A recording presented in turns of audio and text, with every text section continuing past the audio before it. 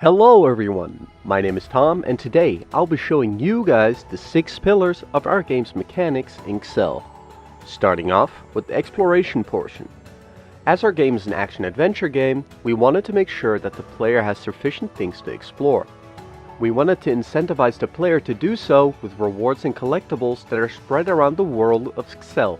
This is one of our main pillars as it enables the player to encounter most other pillars in the game. Another main pillar that we have are the puzzles. At the start, there will be puzzles that are simple in order to get the player warmed up. As the game progresses, you will need to combine multiple tools in order to solve certain puzzles, therefore increasing the complexity.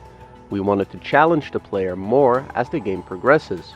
We do, however, want to avoid giving the player puzzles that they've seen 100 times already. A small teaser that I can give you is that some puzzles will be on not 1, but 2 dimensions. But I will leave that for a future video. What we will be talking about in this video though is the fighting pillar. When it comes to combat, we're focusing more on modern Zelda-like games. The majority of the combat techniques, such as parrying, will be available from the start and can be used before they are taught to the player.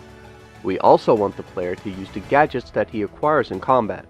It is important to us that we enable multiple playstyles for the player. If you are very skilled, you might not be very reliant on character upgrades and enjoy the challenge. Alternatively, you can prepare through the means of exploration and crafting to make useful potions or upgrades that help you in the fight. Everyone should be able to beat this game at their own pace.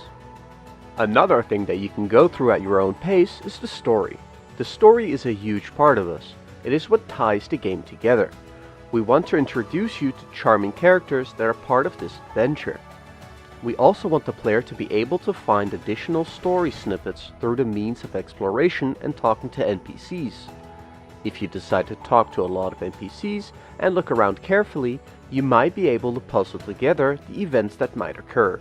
We truly want to show you a story that is endearing and not predictable.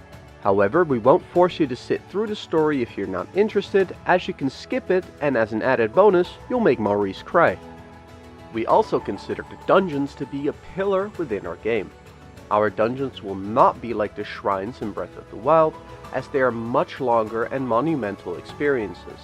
In here, we want to push the player to use everything that they have been taught up to this point in the overworld. We looked at how previous Zelda-like games have done their dungeons and tried to apply their best applicable features to ours, meaning we will also have a Gauntless dungeon, a locked door dungeon, and other Zelda staples. A huge shout out to Game Maker's Toolkit, by the way, for making great analytical videos and making our lives so much easier. Lastly, we have the crafting pillar. Here you can craft recipes for potions and upgrade your weapons. This is not, however, a major aspect that we wanted to focus on. It mostly serves as a way to aid people who need that little extra to defeat the next boss. The goal is to have all these pillars complement one another and to provide you all with an enjoyable experience while playing Excel. But that's all we have time for this week. I hope you guys enjoyed the video, and if you're interested in our game, make sure to follow our socials.